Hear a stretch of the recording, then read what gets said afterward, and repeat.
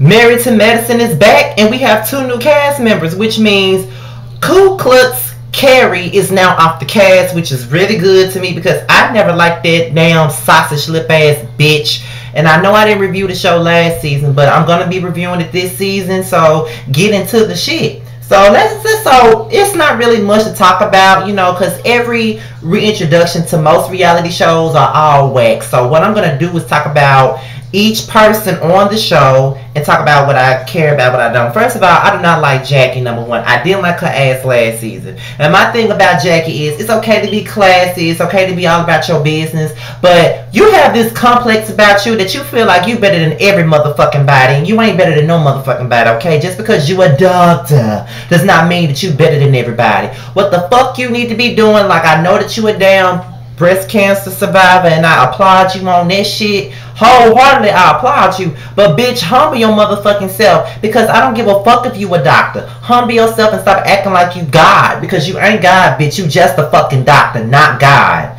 So, get that together.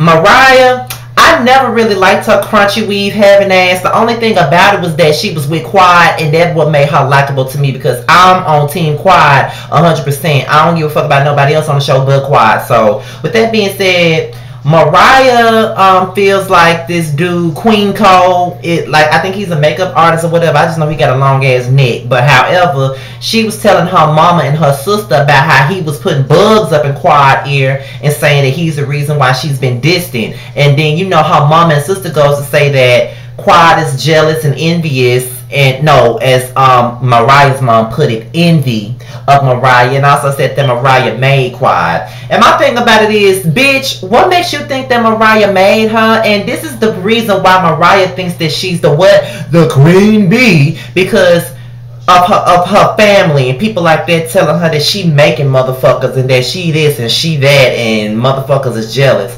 What is there to be jealous of?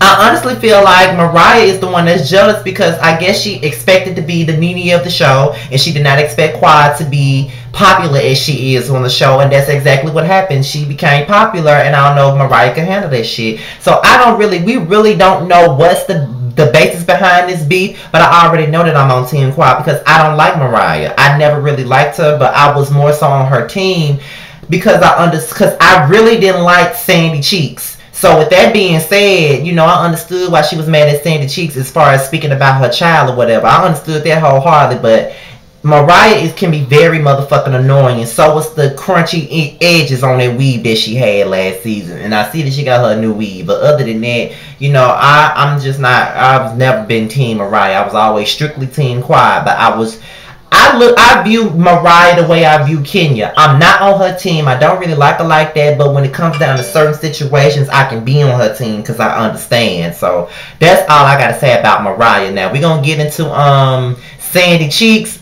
We didn't see much of Sandy Cheeks this episode, which is a very good thing. And if you're wondering who the fuck Sandy Cheeks is Toya Bush Harris. That bitch. I don't like tacky Toyota for shit. However, she didn't really say much this season, her or her gay ass husband. However, she was mad because Simone was dancing up on her husband, I guess. Dancing up on her punk ass husband. In my opinion, don't know I want your punk ass husband but you. But I'm not going to sit up here and just excuse Simone for shaking her ass all on Toya's husband, considering the fact that I read Kenya down for shaking her ass on Peter in front of Cynthia. It is kind of disrespectful. You can't be dancing upon, gyrating and dancing all up on other folks' motherfucking husband. It's very motherfucking disrespectful. So at the end of the day, Simone, I do, as much as I can't stand Sandy Cheeks, I think she has every right to be upset about that. You know what I'm saying? I have some feelings about that. But what I don't like is the way she approached the situation.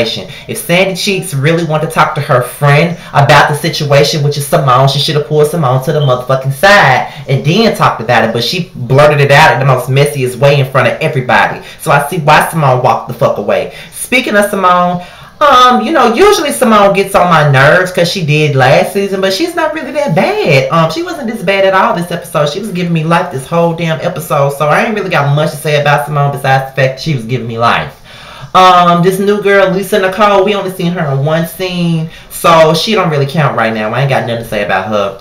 Heavenly, I don't like that motherfucking bitch, period, okay? I just don't like her. She's very pretentious, and she's fucking annoying, and I think she was doing a little bit too much as far as her antics and the things she was saying and getting into altercations all motherfucking ready. I do feel like she was doing the utmost, and she was doing too much. She was doing too much to be noticed in front of the camera, and I just don't like her motherfucking ass. She talks about how submissive she is to her husband, which I'm not judging, not damn bitch on this earth. If you want to cater to your man, do that. You know what I'm saying? If that's how your marriage works, then do that. But don't come for the next bitch because they rather do for themselves and be independent and all of that stuff. Don't try to instill your bullshit ass beliefs on the next motherfucking bitch. So sit down. I can already tell that I'm going to be reading the fuck out of Devilly the whole goddamn season. So with that being said, y'all, I don't like that bitch.